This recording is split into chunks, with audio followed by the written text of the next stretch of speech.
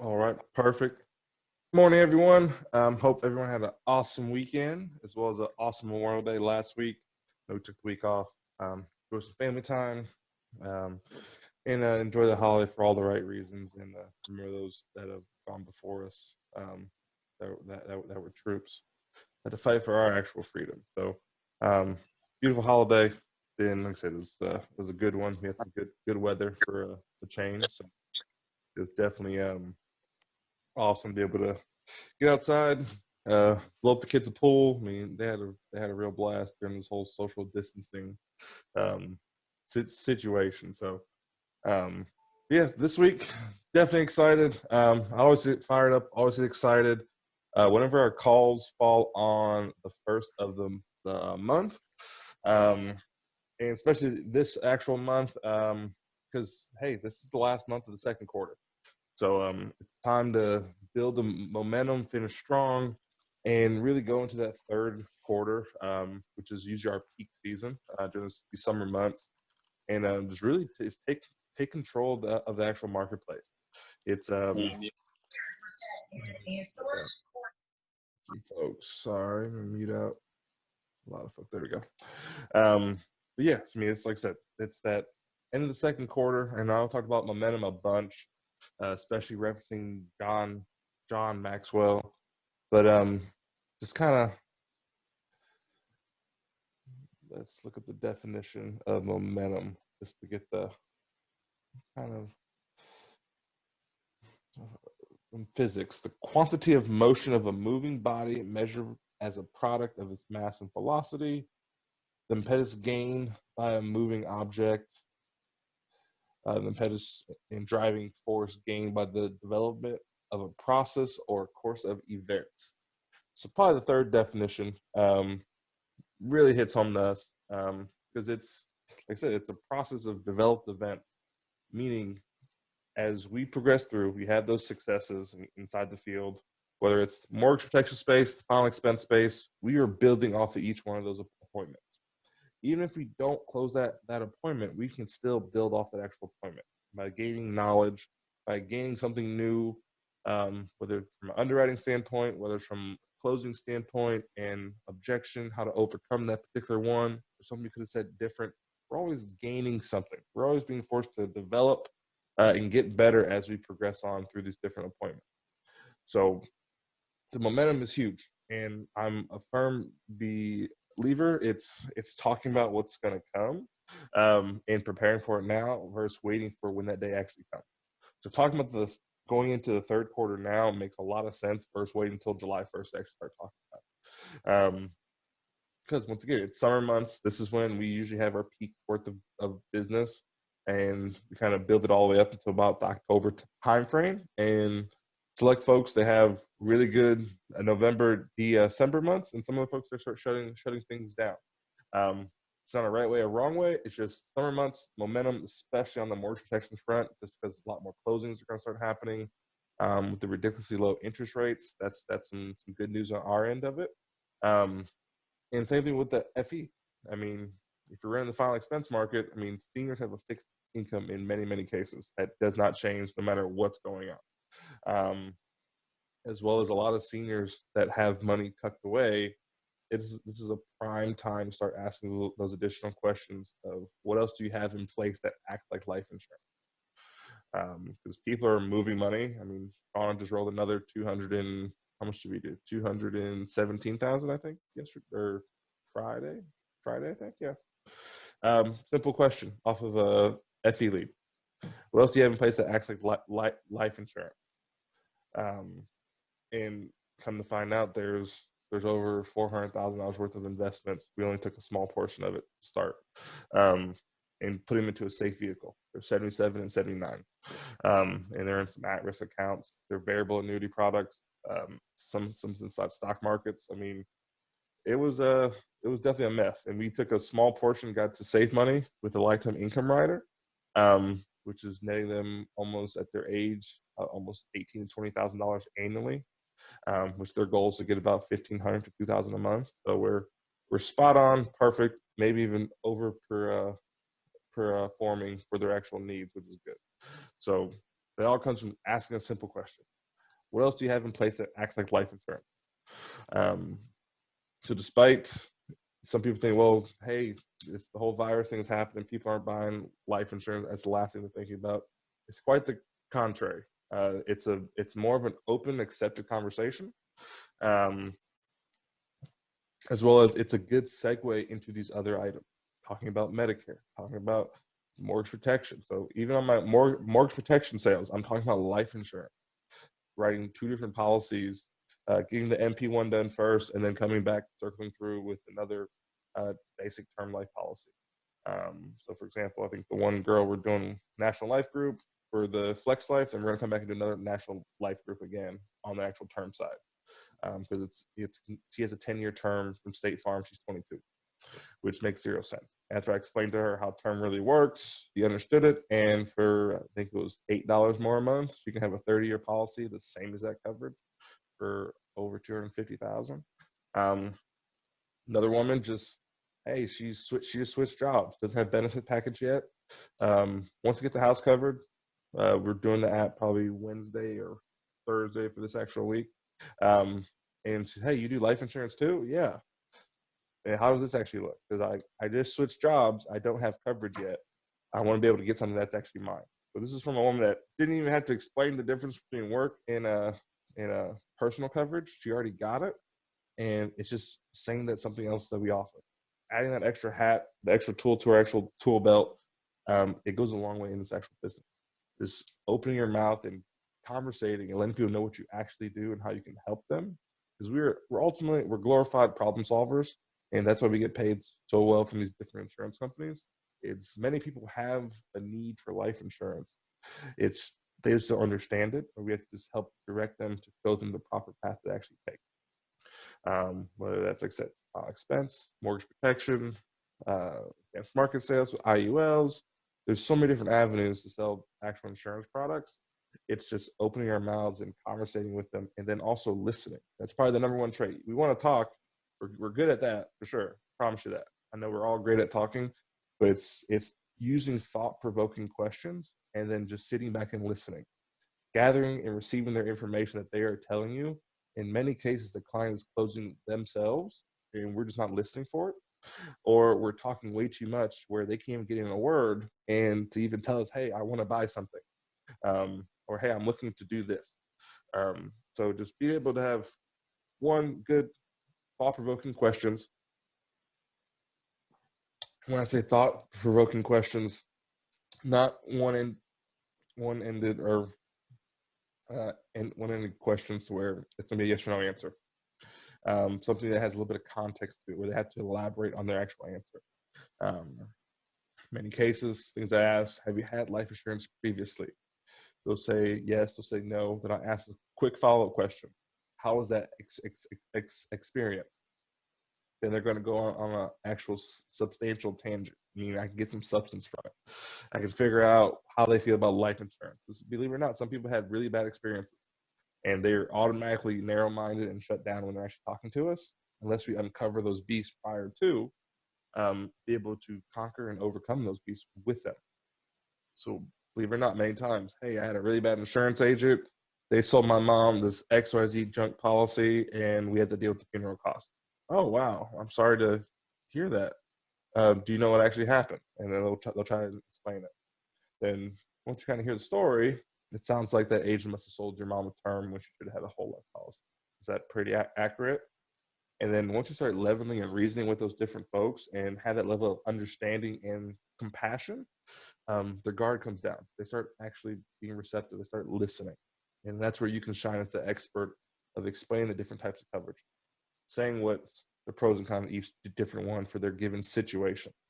I mean, once you hear those types of stories of people having the wrong style of coverage, or they had a plan that they didn't know how it actually worked, that's when we got to take off the salesman hat and put on the personal hat and just sit there and let them understand how these products really work, educate them. Happens a bunch, and that's many times those are some of your best clients because you took the time out of your busy schedule, sit there and explain something to them properly. They understood it and knew what they were actually purchasing, and gave them that peace of mind of what they have is actually quality and what they should be having. It goes a very, very long way when explaining to folks. And just by asking the right questions, you can uncover some of those quips that people had previously by no fault of yours, other agents, insurance products in general, because we do have a stigma. I mean, it's everyone thinks of us as salesmen and women, but in reality, like I said, we are servicers. We're problem solvers. We provide a solution that can pay a family tenfold. It can change a family's legacy. It can provide closure, shelter, nourishment. I mean, the list goes on. Education to families when they can't, when they're no longer here to be able to do those very things. We can provide a solution to make that happen. So you have to be very prideful if you can't tell about what we actually do, and also prideful in just serving people the right way and doing things the right way, and just thankful for the plethora of carriers we have access to. We do a lot of different things, help a lot of different folks out, and definitely take full advantage of what we have to offer. So that was a small tangent about Momentum, but like I said, the reason we want to build that up now is, like I said, the third quarter starts July 1st, and you always want to prepare beforehand, not as the day of starts actually approaching on us. So these little things we're going to do the next 30 days will help build up and cultivate the momentum where we can have our best quarter yet. Best quarter yet is we'll probably have to hit, I want to say, if we can do 100,000, no, 106 the highest month. So 106, 110,000 a month will give us about 330. That'll probably be our best quarter ever. But just having back-to-back months over 106,000, that would be a record for our actual group as well. So I think we're starting to align with the right folks. We have the right systems in place. We just have to execute and make sure we have enough leads to compensate. Another thing too, best time to double down. So as summer starts approaching, kids are out of school finally in many places. Even though they've been out, it's finally done. No more insurance agent, online teacher, parent, husband. No more of that. Just you can focus on being a parent and husband and insurance agent now. So no more online schooling. That part's done. It's a great time to double down on a lead. Just great time to buy B leads. It's FEMP. Great time to do Facebook ads. You haven't figured out how to do Facebook ads yet? Reach out, ask. I can show you. Just help Shauna and her family set up theirs, and they already wrote about $3,000 off of only 3 out of 7 leads. So they've been crushing them, and they've only had it on for like 5 days. So it's super simple. It's not difficult yet. You have to monitor it. You want to keep a close eye on it because the spend can get out of control depending on how the algorithm is working for that actual day. But Claire can attest to that. I mean, her and Connie have been running Facebook leads through the whole pandemic, mainly, and they've been having really good success with it. So that's the way of the future. It's I don't like using the word it's going to replace direct mail leads, but the quality, if you do your ad right and you have the right thought-provoking questions, can be very similar to a direct mail lead for about $20 to $30 cheaper in many cases. Average lead runs about $12 to $15. So that's with asking beneficiaries, current life insurance, favorite candy, and amount as my 4 additional questions outside the basic stuff. So I think they're very highly qualified. They're a lot more qualified than the normal Facebook leads people have bought previously. So I can help you show how to run that and get that off and running for you.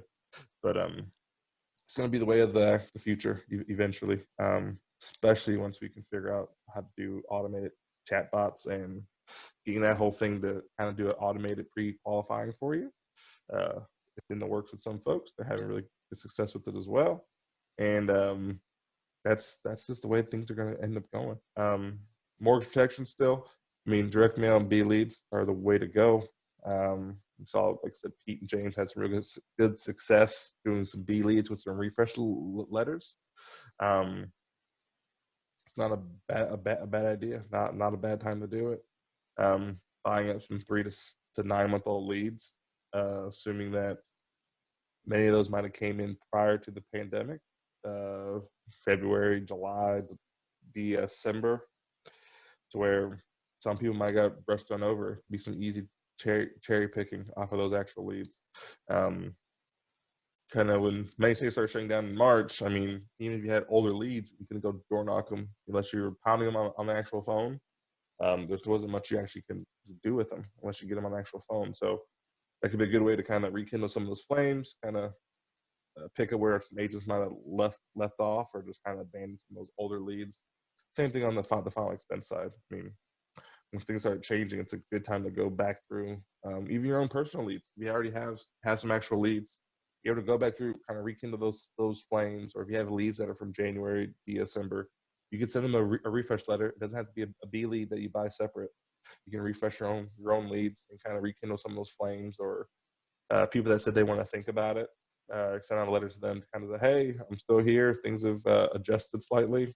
You should get the new options, or their situation has changed. I mean, I've begun getting a lot of phone calls just from previous clients, just one, referring business, two, hey, I end up missing a payment. How do I get my payments back active? And looking at their policy, see if we can save them money, so they're not paying the double payments out. So it's said business is a great time to be in business now. Don't listen to the noise on the outside, folks, where it's a horrible time to be in business. This is a great time to be in business for what we're dealing with in terms of insurance. It's on the forefront of a lot of conversations now. So, and it's people are willing to have that conversation, as before they were kind of pushing things off and kind of playing that waiting game. Well, with this, I wouldn't say the fear of the actual virus. It's more or less just, hey, what if I don't have anything in place? What if this actually happens? And it's becoming a real life situation for them, and then that's where we can do our jobs well and educate them and be very honest. Hey, many companies are not going to start or stopping accepting applications past certain ages or certain issues. So the time is now. The longer you put this off, the more you run the risk of being on the uninsurable list for the next six to 12 months. So so that's kind of that segment. Any questions about anything so far? Any things y'all want me to cover before I go into my next piece of stuff? Feel free to unmute, type in the chat.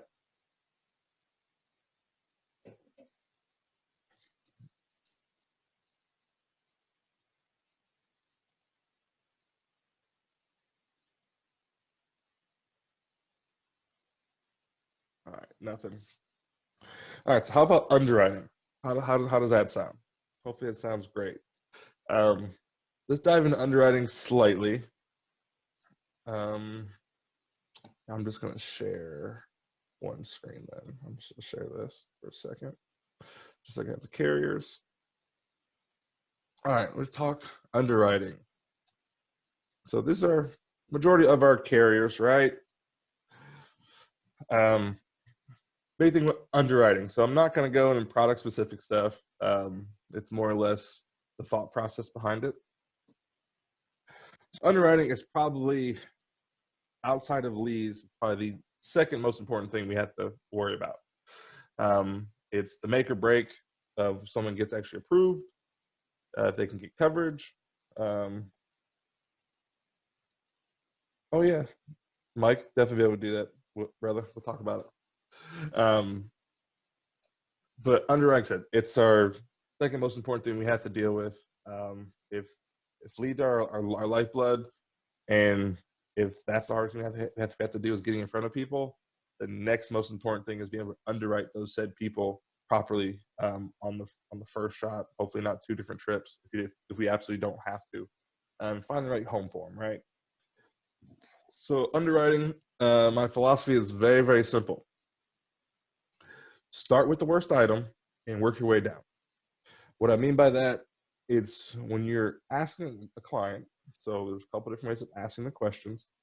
Don't just say, what do you have wrong with you, Mary? They're going to give you a roundabout answer. They're going to miss stuff. What I personally did when I was a brand new agent, I would pull out the application, and we're going to pick on American Amicable today.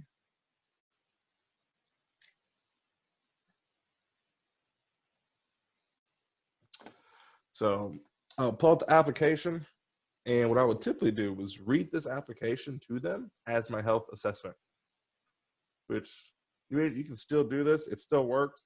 It's still quality. And that's going to help you really understand and dive into each individual thing and cover the bulk of it, of what's possibly wrong with them. So that's one way of doing it. But the thought process should always be figure out the worst thing possible. So, for example, if someone says they're on diabetes, insulin, after 50, have an inhaler for asthma, and early onset dementia, out of those three items, I'm looking at the dementia as the first and foremost thing. That's that's a really easy one, but still, it's the concept of the worst thing possible. Figure out the worst thing possible, and then basically you want to figure out where can that item get taken, who can cover that actual item, and then progress down from there through the application. So if you take off the actual dementia part, I'm going to try to find a company, for example, that takes insulin after 50, or some carriers are insulin after 25, after 35. Sometimes don't even ask that actual question. But really leading with AMAM and kind of going through, I would say probably the most solid, most easy process to learn, best underwriters to talk to, ease of use, pay fast, liberal underwriting. It's probably these guys. That's what I was brought up on. Many agents are brought up on it, and they end up liking it. Now they had some adjustments to where they do offer Social Security billing now. You're able to do a lot of different things where it makes sense. Accidental death riders, waiver of premium riders. They're a very, very solid product, fairly priced. They're usually in the top 4 or 5 in terms of price point. Very tobacco friendly as well. So if you have a lot of tobacco clients, AMAM is a good home for those folks. And now they have a paper app, the e-app, a voice app, and that's it. Mainly the e-app's probably the best one. Yeah, so they're really easy to actually use. But take out the dementia off of that first example. We said we had asthma, not COPD, just inhaler for asthma, and then insulin after 50. So I'm going to be reading on these questions, for example, every final expense application, it's a FE only, not so much for term. It's a progressive application. What that means is there's questions, then there's usually something underneath that set of questions that explains, based off of the answers in this section, how to proceed with this application. So for example, American Amicable, these are what we call 3 knockout questions. So any questions before the section says you're not eligible for any coverage, that's the knockout section. Meaning the client can have anything going on in any of this stuff right here to even be considered eligible, whether it's for ROP, graded, immediate coverage. It doesn't matter. They put a yes here, they can't have it. So the next set of questions, these are going to be anything in this yes, doesn't matter how many, any yes in this section is ROP. Meaning return a premium, 2-year wait if over 65, 3-year wait if under 65. Great alternative to going GI in many cases, as long as they can pass these first 3 health questions.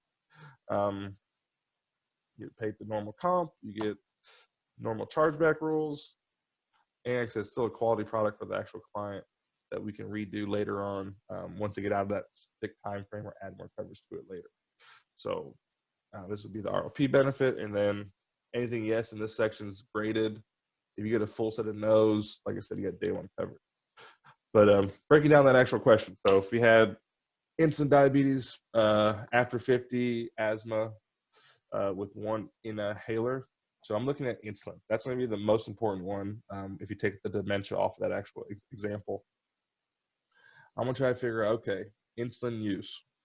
Is that prior to 50, after 50? Then also I'm going to follow up knowing that there's diabetes involved, follow with the complications question. Hey, any type of complications. If you're just reading off the application, you'll cover your own bases.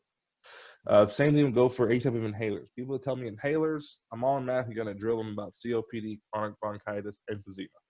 Just it's an automatic question that comes out.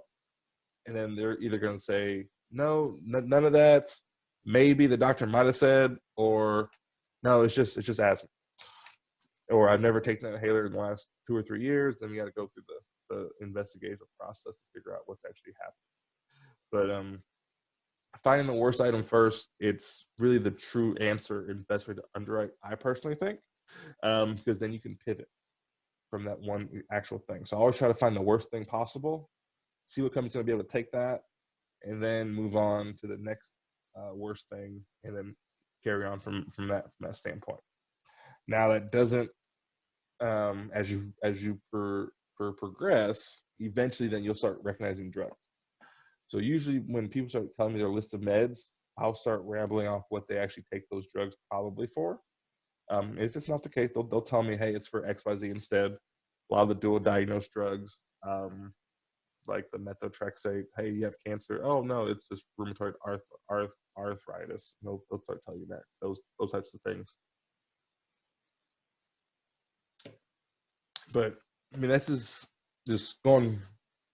This conversation for someone that's brand new, super basic, doesn't have Best Plan Pro yet, trying to figure out how to underwrite business. That's what this conversation is for. Or even a veteran taught with a different process. It could help you as well.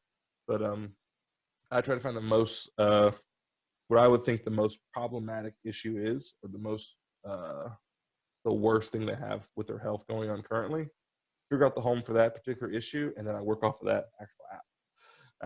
Now, in some cases, there's going to be times where that one issue is taken on one company, but the other issue isn't. So let's, a prime example would be, go back to this application. So let's just say, hey, the insulin after 50, we passed this set of questions. That's what I thought was the worst thing. And then they also say they have seizures. So I'll say insulin, it's usually pretty important. Then seizures is secondary. So I'm gonna look at AMA. Okay, we're good on the first section because of the insulin. Then we're gonna get down here. We're gonna get tripped up right here because of the seizure question in the last 3 years. So diagnosed, treated, hospitalized, etc. So that's going to be an instance where that's not going to end up flying. Where that would fly would be Liberty Banker Standard. They take seizures, day one coverage as standard on their last 3 questions as well. So might have to pivot. The insulin's good after age 25, and then seizures will end up being a standardized question. Still giving them day one coverage, opposed to, in this case, would be a graded 30/70 death benefit. You get them day one coverage, it'll probably cost a couple dollars, and probably about the same as graded price point wise. So that's how things would look if in terms of multiple issues. One company might be good to go, other one might get tripped up in 1 or 2 spots with it. That's the beauty of having multiple carriers, not to use them all. It's for those certain instances. But ultimately, this is why we have Best Plan Pro now, and we're so gracious and thankful for it, because it takes this guesswork out of the actual equation for us. Allows us to do it on a lot faster basis, as well as get the pricing. So we're not spending 10 minutes quoting out prices, finding carriers. Now, some things I double check. Yes, it is a 92% accurate software. Certain drug combinations that I've done previously, I kind of double check them to make sure it is going to kind of check on out versus doing an app and having to redo the app secondary. But that's, I mean, underwriting, I said, it's typically, I think it's a very simple process. You need the crutch, whatever lead company you're using, and use it as the crutch to use. Otherwise, an alternative way to ask the questions is basically, if you were to think of the human body, starting from the top down, start with all the individual sections. Anything dealing with the head, brain, then going down to the chest, anything dealing with the chest, heart, lungs, spine, anything in that section, then going down further, anything with stomach, liver, kidneys, any other organs, and you keep kind of progressing down to the knees, back joints, and so forth, hips. Then you can also fill in the gaps with major issues. We got to understand the major issues that we're dealing with: heart attack, stroke, cancer, COPD, oxygen use, Alzheimer's, dementia, What else we got? I mean, that's kind of the main tidbit. Diabetic complications. I mean, if you can get through the majority of that stuff, I mean, that's really where the traffic gets directed is off any of those items there. Again, that's heart attack, stroke, cancer, Alzheimer's, dementia, COPD, oxygen use. You can throw in uh, liver disease, hepatitis, um, some of those other items. But mainly, if you cover the first handful, you're pretty much going to have a good home or a good idea. Diabetic complications, where to place that actual client, and figure what company's going to be the best actual fit. But as a brand new agent, lead with two. Figure out two carriers you're comfortable with in terms of the process, being able to access them, their e-app process, answer the basic questions, brochures, and so forth. If you find two companies you're very comfortable with, those would be the two lead options. Where you lead with one, that one doesn't work, you pivot to that secondary one. If that's a no-go, and then we get to the specialty carriers. There's not a right way or wrong way to do it. To be honest, you can pick whatever ones you want. Typically speaking, though, find your first lead company should have something similar to a 3 options of this one, where it's a return of premium greater than day one coverage. So don't pick a company, even though you love them to death. Oxford, for example, it's a yes or no application. It's only level or a bust. So you don't want that as your lead company. Same would go with Rural Neighbors currently, because they're not doing the graded product.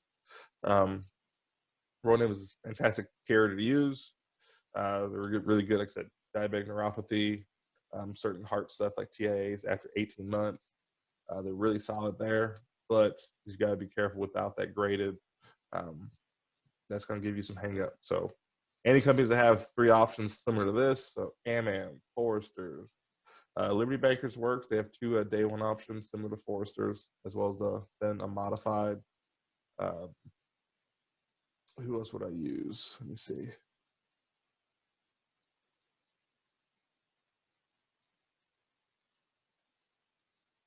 Yeah, if I had to pick 2 lead companies, it probably would be between, AmAm, Foresters, LBL would be probably my top 3. Prosperity is another good one as well. You can use them. They have the 3 options as well. Pays the same, just like AmAm does. Like I said, Rural Neighbors, solid. You have to go Transamerica. I mean, they're 2 day one options as well. I believe there's still 2 day one options. They might have changed that, but yeah. I mean, there's, like I said, there's a bunch of carriers to use. You don't have to use all of them. Just find your home. See which ones you actually like. And you're comfortable with their actual processes. Next thing we can talk about, term companies. So this is, I would say it's the forgotten item. Just a lot of our folks are kind of transitioning to the final expense space. Actually, right, the mortgage protection stuff, and term space is being shaken up a bit. As you know, we got 5 more days to write these guys. SRE. They're still going to be in business in terms of annuity business, but not so much for life business. Which, as of the whole pandemic, they were a workhorse. Ease of use, e-app was flawless. I mean, it was really easy to use. Pricing was there. During this whole virus thing, I mean, I probably wrote the most of them during this whole time. I mean, I usually don't mess with them too often. That's what my competition wrote a bunch of, so I really didn't mess with them too often. I would usually beat it with the Foresters or National Life product. But during the virus, they were easy to use, so I did use them a handful of times. But with them out of the actual picture, that's going to open up the market, I think, some. Now, some are worried about pricing and so forth. I mean, term pricing, it's going to be relative across the actual board. With really cheap prices, it usually comes with more tight underwriting. So you got to find the happy balance where you're still serving the client, you're not gouging them price-wise, but you're giving them a quality product that they can actually afford, and they can qualify for it in the same token. To where it's going to be, I mean, my workhorse and going to be Foresters for my basic term. Still running a ton of Casey Life, which, I mean, Kansas City Life has been phenomenal to use. I mean, ease of use, turnaround time on e-app as well as paper apps within 24 to 48 hours getting issued and then approved. Only thing I don't like, they only pay once a week on Mondays, but other than that, they're a very solid company. All three living benefits, they're basically a carbon copy of these guys. The application questions are a spitting image of mutual, except that they don't do insulin actually. So I did make a mistake on that. I told some people they did insulin. They don't do insulin, period. Mutual Omaha does after 50. These guys don't. But for insulin now, we have Forrester's Strong Foundation, which is a pretty solid product. It's a little bit more expensive than your term that we're used to writing. But for insulin use, it's a really good option. To get under that 50,000, it's a really good option. It goes all the way down to 20 grand. 10-year product doesn't take a huge comp hit. It's about a 20 to 30 point hit, opposed to like almost 50 points on the your term side, where it makes you not want to write 10 years there. But big thing is that it goes all the way down to $20,000 on their strong foundation. Many cases, 10 and 15 years are almost the same price. But if the client is healthy, look at your term first. It'll be a better price point, being about 16, sometimes $15 cheaper, roughly. But those would be the workhorses. I mean, Forrester's, Casey Life. And you have your Mutual Omaha option, of course. But I think it's a real good push. Let's start getting into National Life. It pays a little bit less. Yes, I get it. But in terms of a price buster, you're looking for someone that can just bust the price in those one-off cases. National Life or American National, which we have both of those, will be the actual answer to that problem. I am taking a look at Sagicor, see if that could be another option for us on the simplified issue term space to be able to have access to. But I mean, right now, the same workhorses where many groups don't have the Casey Life option. We have the exclusive rights to that product.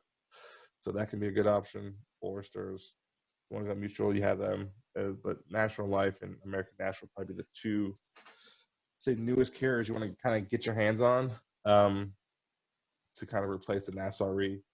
Now, with that being said, a Royal Neighbors Jet term is not a bad option either. I'm just not a fan of the process. It's without having a physical application to cross-reference questions or an agent guide, it makes it very difficult to write. It's really just shooting inside the dark and hoping something sticks, unless they're really, really healthy. So that's the reason I don't like that particular product. It's just I think we're so accustomed to be able to cross-reference and be able to double-check items. With that particular product, it's really shooting from the hip and hoping something sticks for you. That isn't a bad thing. It's just going to waste a lot of time going through that whole process and getting a decline when we could have foregone that by having something to look at. So they're talking about hopefully getting one eventually. Don't know if that's going to help us in the next month or two. So, but that is another term option. I mean, you have Transamerica term option. Like I said, I mean, that's up to you if you want to mess with those guys. It's a lot longer process. It's I think there's a lot better options available inside that fair price point. There's more in many cases. These companies are all within a couple dollars, unless you're going with Foresters 40 to 60, especially on females. They're running about $20 cheaper. That's really the only gap in pricing, especially looking at Mutual Omaha to Foresters.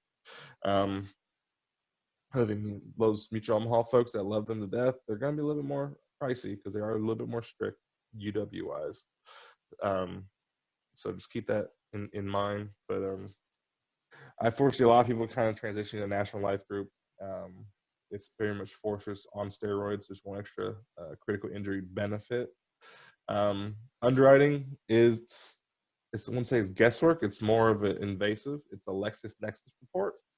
So you can go up to non-medical, no blood or fluid, up to I think it's 3 million now.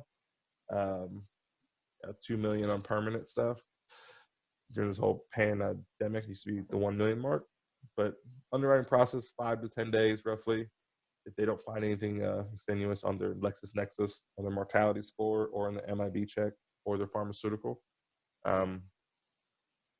Very solid company to use. Price points amazing. Now, their process is a little bit different. You have to get the delivery receipt signed by the actual client. Um, so you might be mailing out a bunch of policies. They come to you actually. So it might be one drawback of those guys, but in terms of quality of coverage, price point, ease of use, they're right up there with Foresters, AmAm, KC Life. I haven't forgotten AmAm. I mean, they're a quality company. People that have 7-year issues or issues within that 10-year period of time, AmAm could be a really good fit for them as well. Just they just don't have all 3 living benefits. That's my only gripe with those guys. They don't have a critical illness. But yeah, I mean, there's definitely options. Like I said, if you're missing something, or hey, you want to get one of these other carriers I'm talking about, just reach out. Like I said, American National and American National and National Life Group. So unfortunately, they pay a little bit less for us, but that's kind of the trend of, I want to say, the better products. It's the ones that can start off as a better product or better price point. They usually pay less across the board. So there are some issues, not with National Life, but with American National. There's only it's like 2 levels under. So pretty much everyone will go direct for that particular product. But that makes sense. It's fine. We'll work it out. And then this last but not least little tidbit announcement about the partnership program. We got some more details about it. It's going to be like an annual enrollment period. So what that means, I think it's July, almost the 1st or the 15th. Not so much because of us, because of these guys, the actual carriers. They don't want to contract all year round for this program and people going back and forth. So it's basically, you have almost like a 12-month contract to be on that program, and that's when the contracting happens. It stays on for at least a 12-month period of time. You want to change, that's totally fine. You go back to the broker side and vice versa. But someone that opted to not do it, we have to wait to the next enrollment year to get onto that actual program. Meaning the business you wrote that actual year, it would, if you're on your initial level, it would definitely count towards your total, the production volume to get placed, but it would not count on your next tiers up going forward. So the longer you wait and not have that business counting towards that number, the not so much a higher hill you have to climb, but it's a longer process it is to get to those actual. So, but yeah, they're gonna run it as, just because of the way the carriers requested to be done. It's an open enrollment session every single year. I want to say it's July 1st, if not July 15th. So eventually there'll be an email making a big push for the partnership program, and then it's going to shut off at a certain date, and then it'll start again the following year to get on to the actual program. Just to make the contracting lives easier, and so people aren't hopping back and forth 20 times throughout the actual year. That's going to be impossible to track from a debt standpoint, from carrier standpoint, the production. It just makes it a nightmare to deal with. So that's why that's going to happen the way it's going to happen. Still, you haven't had the talk with me about that, kind of the pros and cons to it. Don't be afraid to reach out. I think many of you have already done that, and have a good game plan going forward for you, which is awesome. But any questions, comments, concerns, anything about underwriting, guys? You have any questions on, or carriers?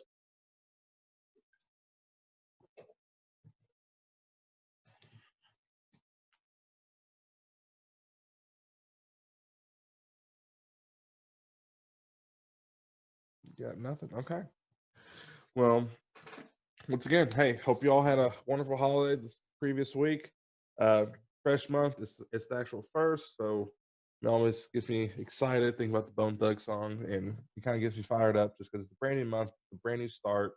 And so this is, with this particular month, it gives us the momentum to build up and finish a quarter strong, but also start off the next one even stronger. So always excited for the momentum that can be gained at the end of an actual time frame to start off the next one of an actual sales cycle. So it's super exciting, gets me fired up, and no, I'm definitely excited for it. I mean, it's summertime, weather's nice, leads are flowing.